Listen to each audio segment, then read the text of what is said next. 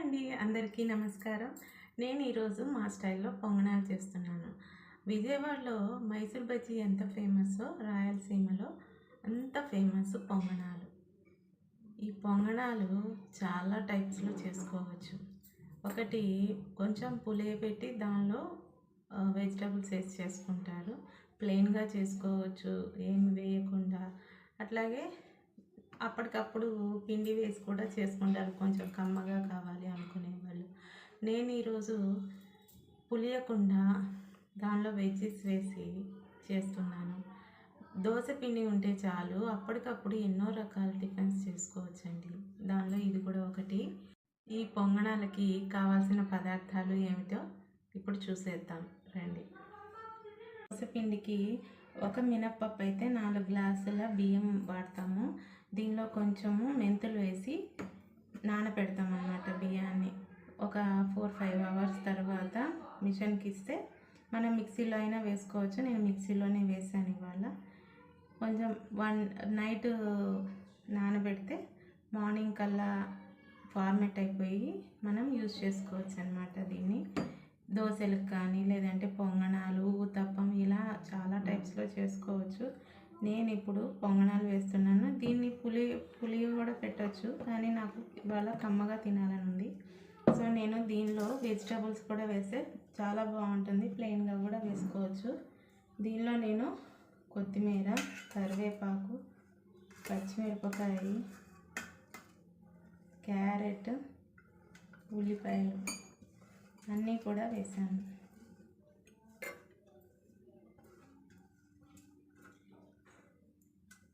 ఈ దోశ పిండిలోనే నేను ఉప్పు కొంచెం ఎక్కువగానే వేసాను. ఈ వెజిటబుల్స్కి కూడా సరిపోయేటట్టుగా ఉప్పు వేసాను. కొంచెం లైట్గా పసుపు వేసాను. ఇప్పుడు ఇది బీడుదండి, చాలా బరువు ఉంటుంది. ఇది కొంచెం వేడి అవ్వటం కూడా కొంచెం నిదానంగా అవుతుంది, కానీ దీనిలో చేసుకుంటేనే మంచిది. నేను ఎప్పటి నుంచో ఇది యూజ్ చేస్తున్నాను. ఐరన్ కాబట్టి మన హెల్త్కి మంచిది. దీనిలోనే చేసుకోవాలి. ఇంకా నాన్ స్టిక్లో అయితే చాలా తొందరగా అవుతుంది, కానీ అదొక రకం టేస్ట్. ఇదైతే చాలా బాగుంది నాకు. ఫస్ట్ పొయ్యి వెలిగించుకొని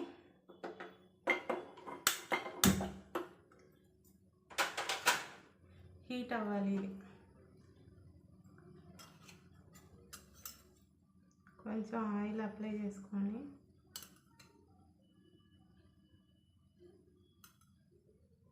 కొంచెం వేడెక్కిన తర్వాత మనము ఈ పొంగనాల పిండిని వేసుకోవాలి.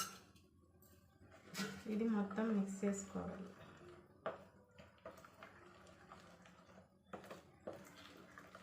ఒక 2-3 మినిట్స్ అది వేడెక్కిన తర్వాత ఇది వేసుకుంటే రెడీ అవుతుంది.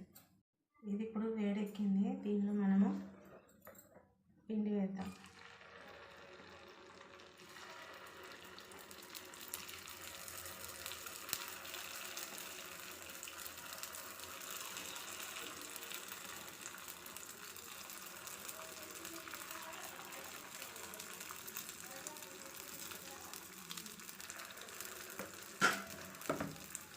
ఇది కొంచెం సిమ్లో పెట్టుకుందామండి వేసిన తర్వాత.